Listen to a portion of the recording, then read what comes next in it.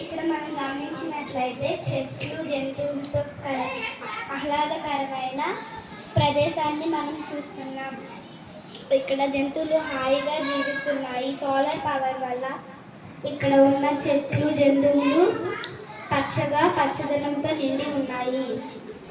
ఇక్కడ మనం గమనించినట్లయితే ఫ్యాక్టరీలు పొగల వల్ల ఇక్కడ చెట్లు ఎండిపోయి మనుషులు జంతువులు లేకుండా ఎడారిలా తయారవుతుంది.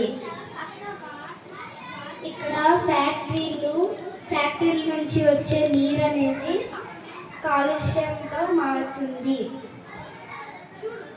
ఇక్కడ మనం గమనించినట్లయితే భూమి అనేది ఇక్కడ చాలా ఆనందంగా ఉంది. ఎందుకంటే ఇక్కడ పచ్చదనంతో నిండి ఉంది. చెట్లు జంతువులు మంచిగా ఉన్నాయి. ఇక్కడ మాత్రం ఎడారిలా ఎండిపోయిన మందు బాటిల్స్ చెట్లు ఉన్నాయి.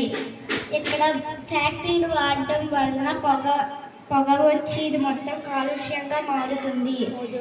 ఓజోన్ లేయర్ అనేది చిల్లులు వేస్తుంది. కాబట్టి మనం రీఫ్రిజిరేటర్లు ఏసీలు ఎక్కువగా వాడకూడదు.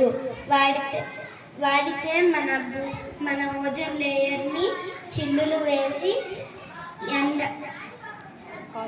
కాలుష్యంగా మారుతుంది.